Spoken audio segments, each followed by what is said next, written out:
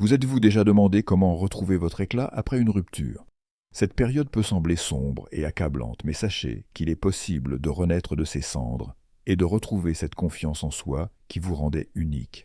Aujourd'hui, nous allons explorer ensemble des stratégies puissantes pour vous aider à surmonter cette épreuve et à vous reconstruire. Dans cette vidéo, nous allons aborder le thème délicat de la confiance en soi après une rupture. Que vous veniez de vivre une séparation douloureuse ou que vous soyez en train de guérir, il est essentiel de comprendre que la confiance en soi ne se perd pas à jamais. Mon objectif est de vous fournir des conseils pratiques et des outils pour vous aider à retrouver votre estime personnelle et à vous sentir à nouveau bien dans votre peau. La confiance en soi est la clé pour avancer et se reconstruire après une rupture. Elle influence non seulement notre perception de nous-mêmes, mais aussi nos relations futures. En retrouvant cette confiance, vous vous ouvrez à de nouvelles opportunités, à de nouvelles rencontres et surtout à un amour de soi inébranlable. Alors, préparez-vous à découvrir comment vous pouvez transformer cette période difficile en une véritable renaissance personnelle. Cette introduction vise à capter l'attention des spectateurs tout en posant les bases du sujet et en soulignant l'importance de la confiance en soi après une rupture. N'hésitez pas à personnaliser le ton et le style pour qu'ils correspondent à votre personnalité. Partie 1. Les étapes pour guérir émotionnellement après une rupture. Maintenant que nous avons posé les bases, parlons des étapes essentielles pour guérir émotionnellement après une rupture. Chaque personne vit une séparation différemment, mais il existe des étapes universelles qui peuvent vous aider à traverser cette période difficile. Étape 1. Accepter et reconnaître ses émotions. La première étape cruciale est d'accepter et de reconnaître vos émotions. Après une rupture, il est normal de ressentir une multitude d'émotions, tristesse, colère, confusion, voire soulagement. Ne vous jugez pas pour ce que vous ressentez. Accordez-vous la permission de vivre ces émotions. Écrire dans un journal, parler à un ami ou même consulter un professionnel peut vous aider à exprimer ce que vous ressentez. Rappelez-vous, chaque émotion est valide et fait partie du processus de guérison. Étape 2. Prendre soin de soi, physiquement et émotionnellement. La deuxième étape consiste à prendre soin de vous, tant sur le plan physique qu'émotionnel. Cela peut sembler difficile, mais il est essentiel de se concentrer sur votre bien-être. Assurez-vous de bien manger, de faire de l'exercice et de dormir suffisamment. Prendre soin de votre corps peut avoir un impact positif sur votre état d'esprit. En parallèle, engagez-vous dans des activités qui vous apportent de la joie, que ce soit la lecture, le yoga ou passer du temps avec des amis. Ces petites actions peuvent faire une grande différence dans votre processus de guérison. Étape 3. Se donner le temps de guérir. La dernière étape de cette première partie est de vous donner le temps de guérir. La guérison n'est pas un processus linéaire et il est normal d'avoir des hauts et des bas. Ne vous précipitez pas pour aller mieux ou pour entrer dans une nouvelle relation. Accordez-vous le temps nécessaire pour traiter vos émotions et reconstruire votre confiance en vous. Rappelez-vous que chaque jour est une nouvelle opportunité de progresser, même si cela signifie faire un pas en arrière de temps en temps. Soyez patient avec vous-même. Maintenant que nous avons abordé ces étapes essentielles pour guérir émotionnellement, passons à la manière de redécouvrir vos passions et vos intérêts, ce qui est tout aussi important dans ce processus de reconstruction. Cette partie vise à fournir des conseils pratiques et réconfortants pour aider les spectateurs à naviguer à travers leurs émotions après une rupture. N'hésitez pas à adapter le contenu pour qu'il corresponde à votre style et à votre approche. Partie 2. Comment redécouvrir ses passions et ses intérêts? Après avoir traversé les étapes de la guérison émotionnelle, il est temps de se concentrer sur une autre facette essentielle de la reconstruction. La redécouverte de vos passions et de vos intérêts. Cela peut sembler difficile au début, mais reconnecter avec ce qui vous fait vibrer peut être incroyablement libérateur. L'importance de se reconnecter avec ses passions et ses intérêts. Se reconnecter avec ses passions est crucial après une rupture. Souvent, dans une relation, nous avons tendance à nous concentrer sur l'autre personne et à mettre de côté nos propres intérêts. En redécouvrant ce qui vous passionne, vous pouvez non seulement retrouver un sens de soi, mais aussi renforcer votre confiance en vous. Cela vous rappelle que vous êtes une personne à part entière, avec des rêves et des aspirations qui vous sont propres. Permettez-moi de partager une petite anecdote. Après ma propre rupture, je me suis senti perdu et déconnecté. Un jour, en fouillant dans un vieux tiroir, je suis tombé sur un carnet de croquis que j'avais utilisé pour dessiner pendant mes années d'université. Cela m'a rappelé à quel point j'aimais l'art et la créativité. J'ai décidé de reprendre le dessin, même si je n'étais pas sûr de mes compétences. À ma grande surprise, cela m'a apporté une immense joie et un sentiment de paix. Chaque coup de crayon était une façon de m'exprimer et de me reconnecter avec moi-même. Cette expérience m'a montré que parfois, il suffit d'un petit rappel pour retrouver une passion oubliée. En passant, pensez à mettre un gros pouce bleu et à vous abonner à la chaîne car nous abordons des sujets tout aussi passionnants sur les relations et les émotions. Voici quelques idées pour vous aider à redécouvrir vos passions. 1. Faites une liste. Prenez un moment pour écrire toutes les activités que vous aimiez faire avant votre rupture. Cela peut être des hobbies, des sports ou même des choses simples comme lire ou cuisiner. 2. Essayez quelque chose de nouveau. Parfois, sortir de sa zone de confort peut être très bénéfique. Inscrivez-vous à un cours de danse, de peinture ou même de cuisine. Vous pourriez découvrir une nouvelle passion. 3. Reconnectez-vous avec des amis. Passez du temps avec des amis qui partagent vos intérêts. Ils peuvent vous inspirer et vous motiver à vous engager dans des activités que vous aimiez. 4. Consacrez du temps à la réflexion. Prenez un moment pour vous asseoir en silence et réfléchir à ce qui vous rend heureux.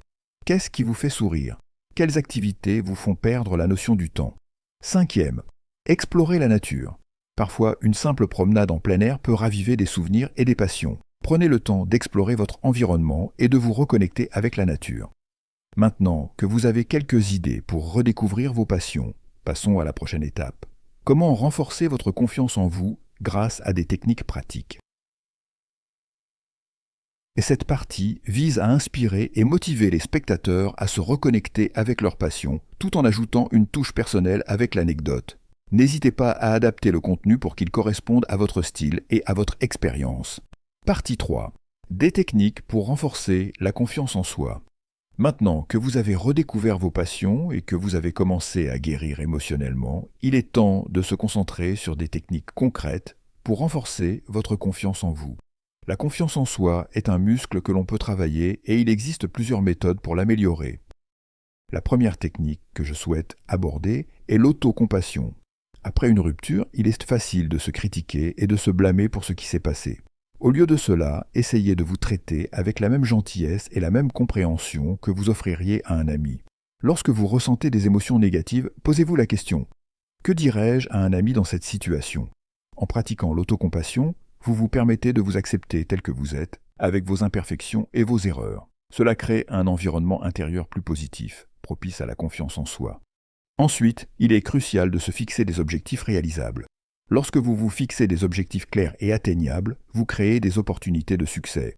Commencez par de petites étapes. Par exemple, si vous souhaitez vous remettre en forme, commencez par une courte promenade quotidienne plutôt que de viser un marathon dès le départ. Chaque petit succès renforce votre confiance en vous et vous motive à continuer. N'oubliez pas de célébrer vos réussites, même les plus petites.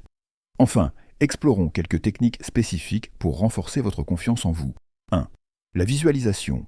Prenez quelques minutes chaque jour pour vous imaginer en train de réussir dans une situation qui vous rend nerveux, que ce soit un entretien d'embauche, une rencontre ou une présentation. Visualisez-vous en train de vous sentir confiant et à l'aise. Cette technique peut aider à réduire l'anxiété et à préparer votre esprit à réussir. 2. Les affirmations positives. Créez une liste d'affirmations positives que vous pouvez répéter chaque jour. Par exemple, « Je suis capable »,« Je mérite d'être heureux » ou « Je suis en train de me reconstruire ». Répéter ces affirmations peut aider à reprogrammer votre esprit et à renforcer votre estime de soi. 3. Tenir un journal de gratitude. Chaque jour, notez 3 choses pour lesquelles vous êtes reconnaissant. Cela vous aide à vous concentrer sur le positif dans votre vie et à renforcer votre confiance en vous rappelant vos réussites et vos qualités. 4. Pratiquez la pleine conscience. La méditation et la pleine conscience peuvent vous aider à rester ancré dans le moment présent et à réduire les pensées négatives. Prenez quelques minutes chaque jour pour respirer profondément et vous concentrer sur votre respiration. Cela peut vous aider à calmer votre esprit et à renforcer votre confiance en vous. 5. S'entourer de personnes positives. Évitez les personnes qui vous tirent vers le bas. Entourez-vous de personnes qui vous soutiennent et vous encouragent. Leur énergie positive peut avoir un impact significatif sur votre propre confiance. En intégrant ces techniques dans votre quotidien, vous pouvez progressivement renforcer votre confiance en vous et vous préparer à de nouvelles aventures.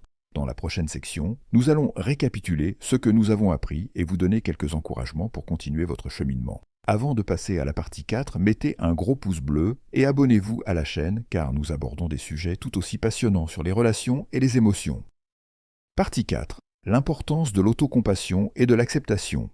Dans cette dernière partie, nous allons explorer deux concepts essentiels pour votre guérison émotionnelle, l'auto-compassion et l'acceptation.